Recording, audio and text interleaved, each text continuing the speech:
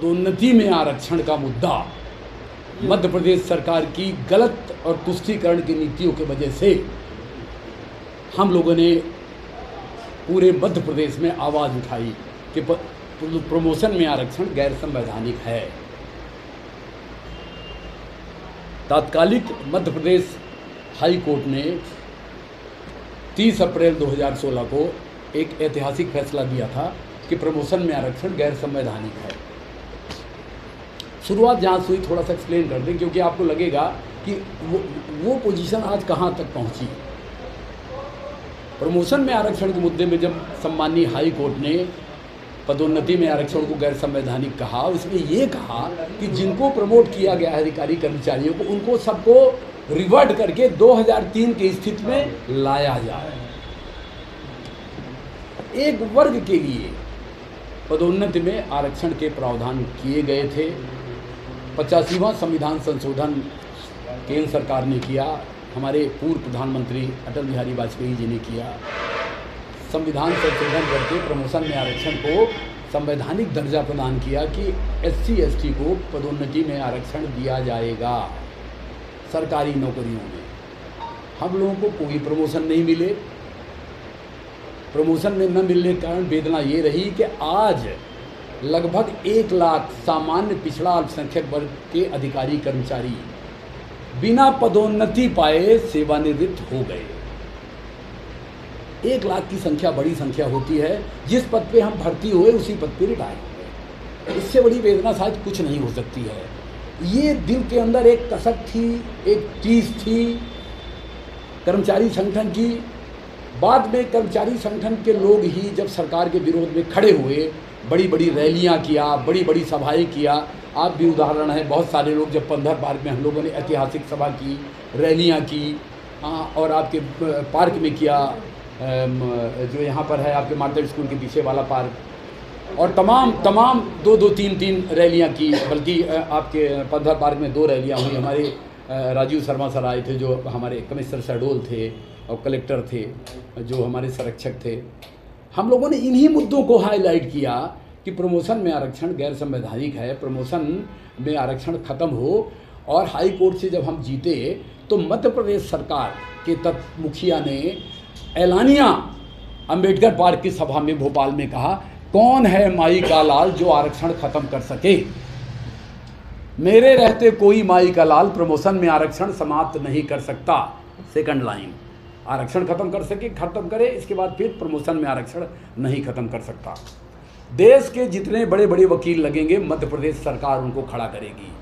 और सरकार supreme court चली गई। आपको मैं बता रहा हूं कि सुप्रीम कोर्ट में आज तक फैसला लंबित है। सरकार की गलत प्लीडिंग की वजह से हम लोगों की सुनवाई सुप्रीम कोर्ट में नहीं हो रही है। और मामला 2016 से 10 मई को सरकार, 1 महीने बाद, 30 अप्रैल के बाद 11 मई को सरकार सुप्रीम कोर्ट गई, और अभी तक वो मामला लंबित है। प्रमोशन में आरक्षण की सुनवाई की कोई नहीं हुई। और हर महीने लोग 3000, 4000, 5000 रिटायर होते जा रहे हैं। अन्य प्रदेशों में जबकि प्रमोशन हो रहे हैं, अन्य प्रदेशों में प्रमोशन हो रहे हैं। ये कसक, ये टीस मेरे मन के अंदर थी, क्योंकि मैं भी उसका भुक्तभोगी था। चूँकि मैं कर्मचारी संगठन का अध्यक्ष था और इस मुद्दे पे लगातार लड़ रहा था, लड़ रहा हूँ, आगे भी लड़ूंगा। अन्याय, अत्याचार हमसे सहन नहीं होता है। हमने मन में संकल्प लिया कि हम रिटायर जब होंगे तो हम सपाक्स पार्टी ज्वाइन करेंगे, और सपाक्स पार्टी ज्वाइन करके हम इन मुद्दों पे लड़ेंगे। सबसे पहले मैं परिचय दे दूं, हमारी राष्ट्रीय कार्यकारी अध्यक्ष मैडम वीणा घाड़ेकर, आप कलेक्टर और कमिश्नर रह चुकी हैं मध्य प्रदेश में। आप हमारे प्रदेश अध्यक्ष हैं सुरेश शुक्ला जी, सपाक्स पार्टी। हम देवेंद्र सिंह, आपके सामने सपाक्स पार्टी के उम्मीदवार। संजय सिंह जी से आप परिचित हैं, प्रदेश सचिव हैं। हम सिर्फ एक बात कहना चाहते हैं, जिस मुद्दे पे हम आज चुनाव मैदान में हैं। सरकार की गलत नीतियों की वजह से, तुष्टीकरण की नीतियों की वजह से सामान्य पिछड़ा अल्पसंख्यक वर्ग को प्रमोशन में आरक्षण से वंचित रखा गया। एट्रोसिटी एक्ट काला कानून में हमारा मुद्दा, हमारी मांग है कि बिना जांच पड़ताल किसी के खिलाफ प्रकरण दर्ज ना किया जाए। मैक्सिमम इस एक्ट का दुरुपयोग ही हो रहा है। I think you all are better know about atrocity act.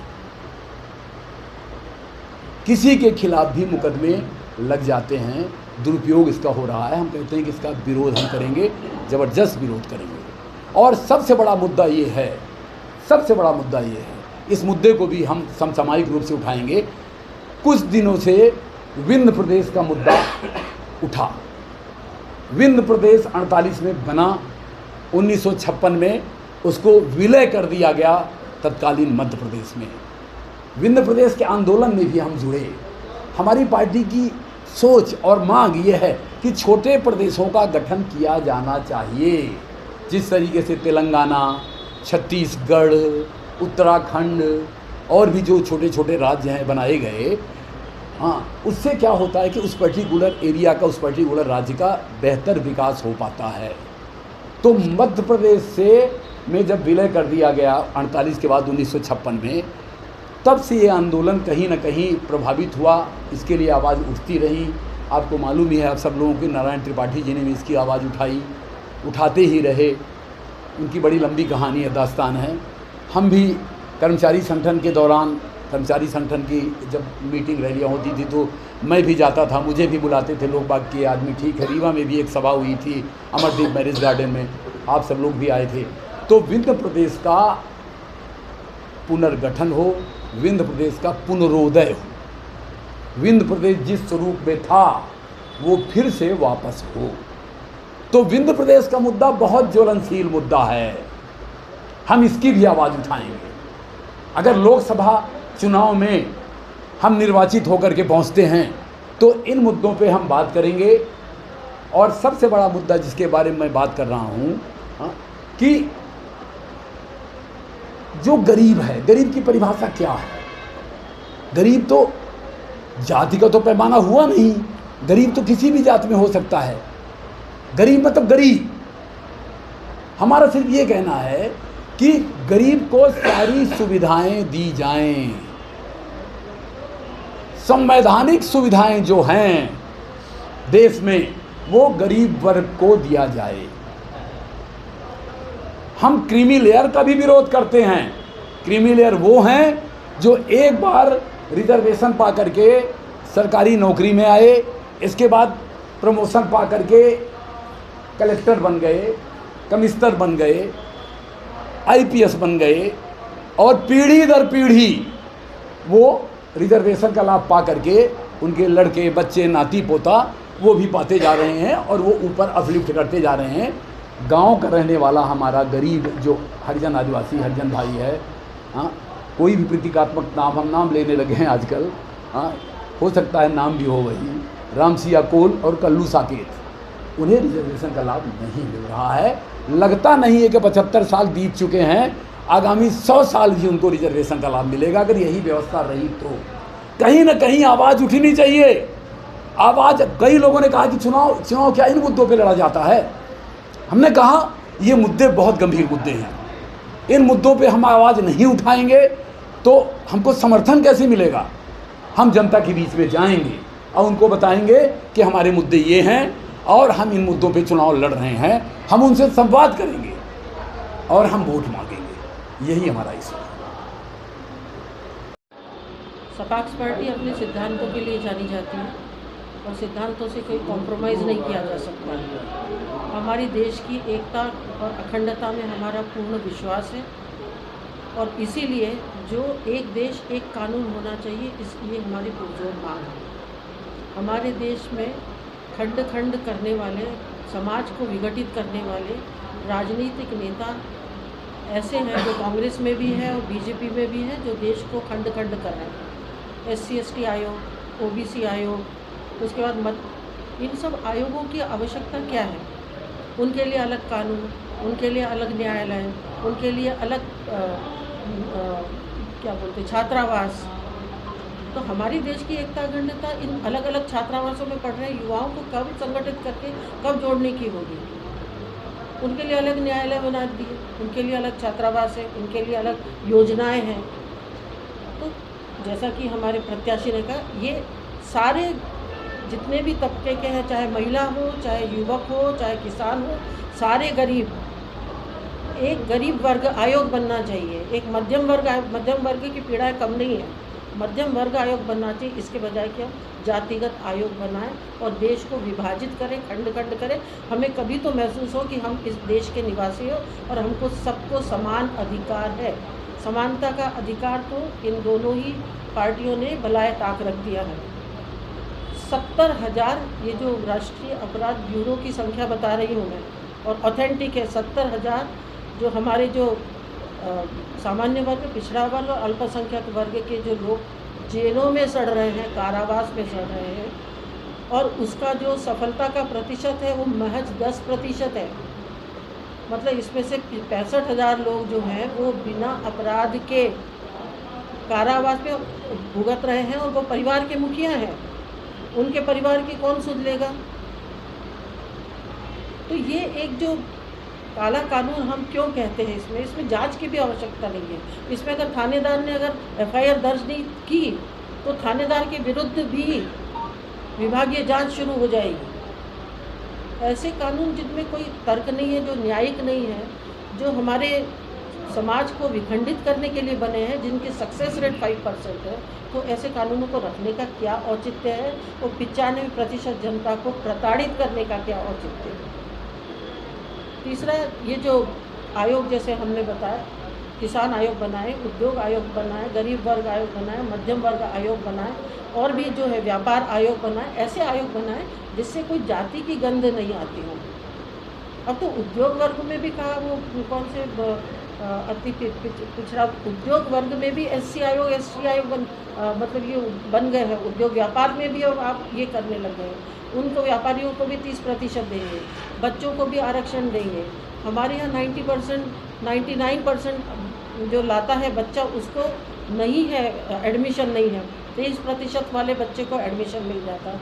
तो सेव मेरिट सेव नेशन, जो हमारी देश की जो युवा है उसकी योग्यता का हम दुआ नहीं कर पा रहे।